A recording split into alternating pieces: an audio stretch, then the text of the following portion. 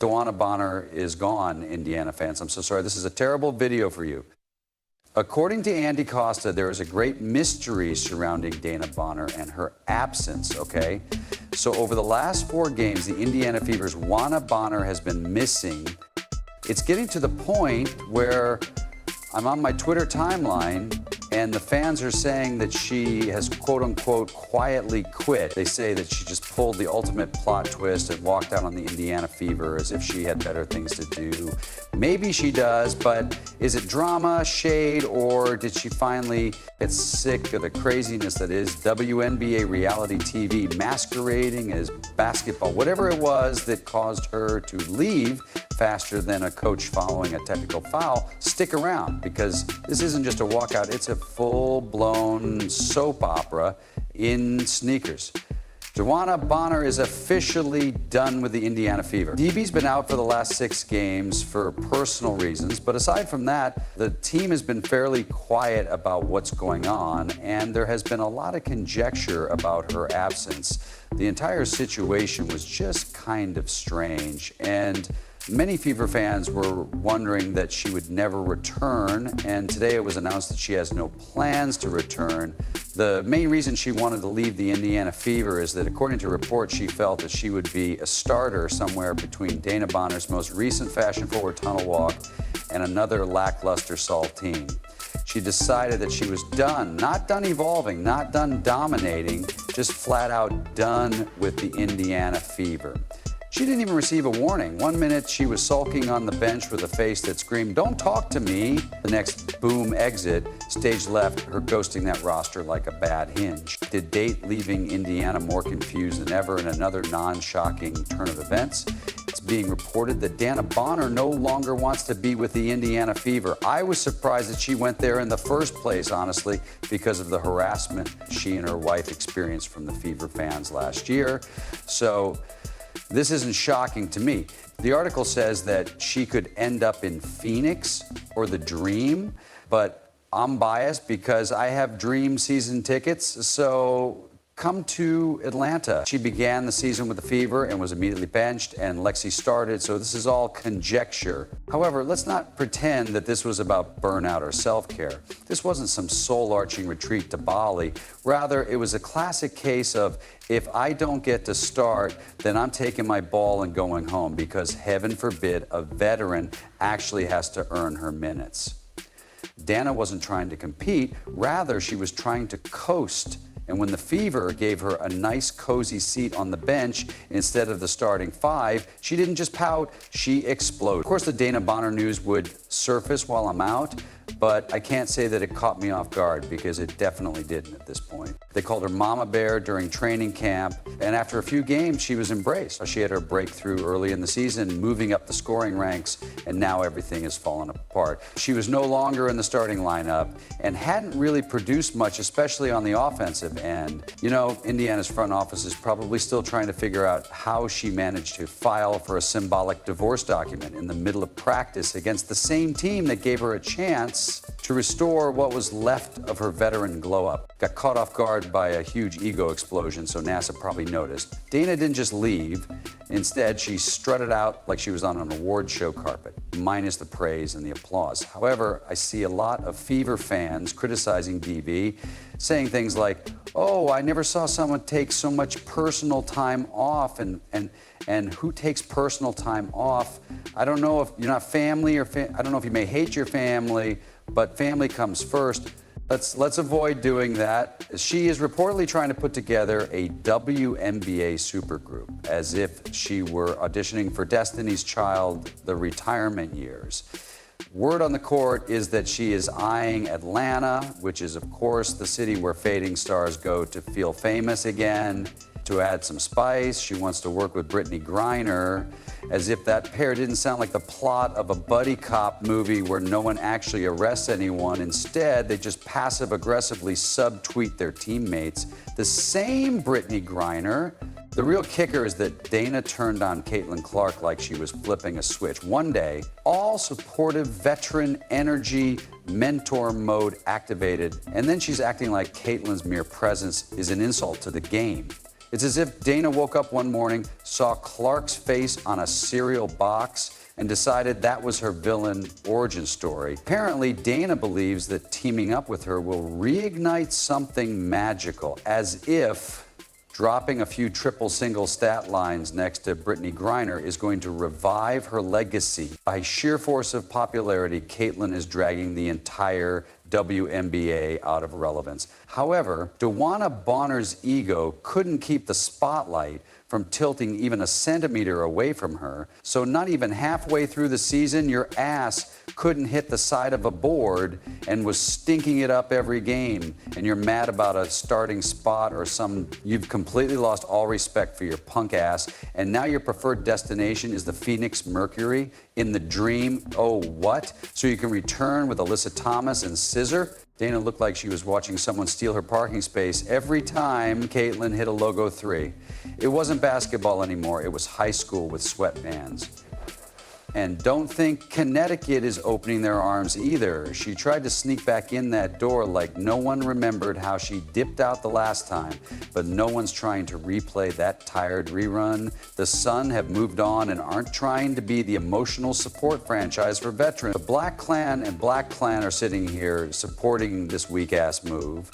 With bruised egos and no self-awareness, Connecticut is busy playing basketball, and Dana is busy curating her next Instagram story as if it were a documentary about betrayal. Let's face it, nothing says "I still matter" louder than leaving a team in the middle of the season because the coach wouldn't roll out the red carpet. She wanted to enter that locker room and be treated like royalty, but she was allergic to effort and had a PhD in entitlement right now. I'm not sure how accurate that is, but from what people are saying and seeing that they said her banner was taken down, which is concerning if it's true. As we all recall, Stephanie White said in the practice when asked about Dana Bonner, there's no timeline right there, no timeline, but they're just making sure that they're staying supportive of her.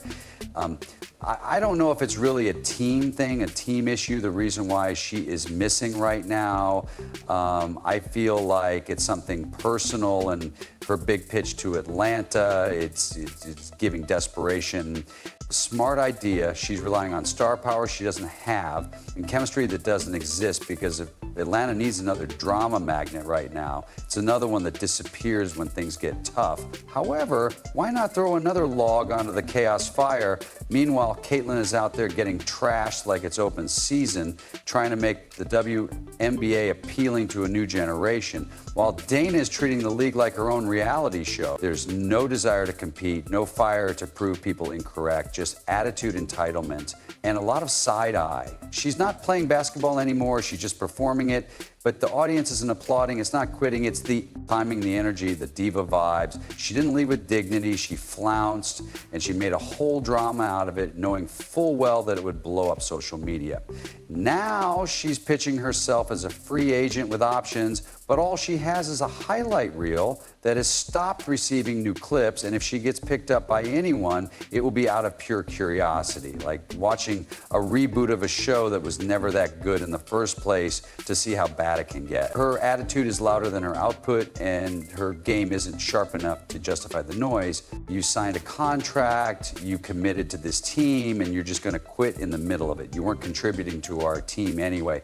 This frees up a roster spot, so perhaps we can go acquire Ari McDonald and turn into a championship caliber team. No interest in playing for the Fever anymore? I'll go play for the Fever. They don't want me, and I'll stay. The funniest part is that she still believes she's the main character. Like this is her league and everyone else is merely renting court space. The fans and teams have moved on, and while Dana is busy planning her next big exit, the rest of the league is getting ready and going to work, because while she's scrolling through Atlanta real estate listings and pretending to laugh at Brittany Griner's texts, real athletes are working hard. Meanwhile, Dana's probably somewhere practicing her comeback pose for a team that hasn't even called her. She's not retired, she's just not playing, she's not injured, she's just in her feelings. And that's the real tea. Just when you think Dana Bonner couldn't top herself, she turns the volume up to maximum and leaves. Not figuratively, she packed up. There wasn't even a public dispute, locker room brawl, or visible meltdown. It was just a vibe. One day she was there with a half-hearted warm-up, and the next she disappeared like a ghost with sneakers. The Indiana Fever didn't even get the dramatic "I'm done" speech, locker room tears, or radio silence, and there was an empty locker. Those who say it's too early to judge Dewanna Bonner's performance at this point in the season clearly did not watch Connecticut last. The Sun had one of the longest winning streaks in WNBA history to start the season, and they won more games than they had ever won as a team. That being said, Bonner was inconsistent offensively. She shot 30% or less in 12 games, which is not bad considering her position at forward, which is relatively low. Top forwards and post players usually sit around 50% from the floor, so I believe her field goal percentage struggles because she likes to shoot from deep. But last season, she was 29% from three. Plan, no explanation, no communication, just a veteran who abruptly decided the competition wasn't her thing. The worst part is that this wasn't a rookie feeling overpowered. Rather, it was an experienced professional who has been around the block, seen more courts than an NBA scout, and is supposedly aware of what resilience looks like. Instead of taking the easy route and persevering, Dana chose to quit the moment it didn't work out for her. She didn't want to be a team player unless that team was worshiping at her feet and giving her a starting spot on a velvet pillow. Imagine the nerve just refusing to play as if she had decided she wouldn't touch that hardwood unless she got what she wanted. Who does that? And what era of diva athlete behavior are we even in right now? The Fever gave her a contract, a locker, and a platform, and she gave them back nothing but attitude and a disappearing act with no hustle, no hunger, just entitlement dripping with drama. Let's be honest, though. Even if she had stayed, her game would have barely registered on the stat sheet, whispering maybe sixth option off the bench on a good day. I need answers. I don't want this swept under the rug in any way. Since I've never seen this, I apologize. I've never seen it. I need answers, and I don't think this is just my opinion. I don't think it's coaching. I'm not sure. But instead of taking that as a challenge to improve, she treated it as an insult, acting as though she was too great to be benched, even though the only thing that had been consistent in her play lately was inconsistency. This wasn't about injuries. It wasn't about off-court problems. It was about ego, plain and simple.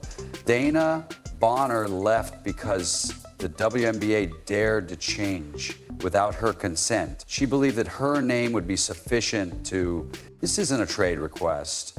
Rather, it's a hostage negotiation where the hostage is her own relevance. She's drawing a line in the sand and daring the league to meet her demands, like she's still the hottest ticket in town.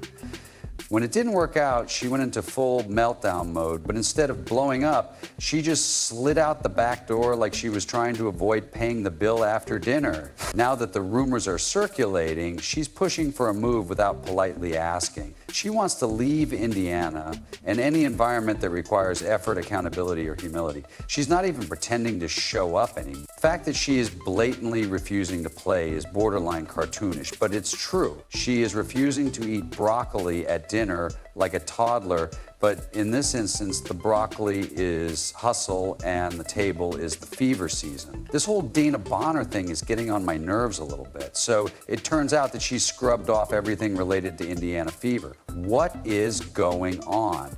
You take a leave of absence, but there are no updates. Does she want to retire? Does she want to leave the Fever? Is she looking for a trade? What is going on with Dewanna Bonner? Even though she is concealing it, she is telling everyone that if her conditions aren't met, she won't put on those shoes again. This isn't athlete empowerment, it's professional sulking, and who even wants to deal with that? Imagine being the Fever staff, trying to create a team culture while Dana is out there moonlighting as a soap opera protagonist. You need effort. She brings energy. You want chemistry. She brings conflict. It's exhausting, and she isn't even playing. To be clear, Dana Bonner will never return to the court for Indiana.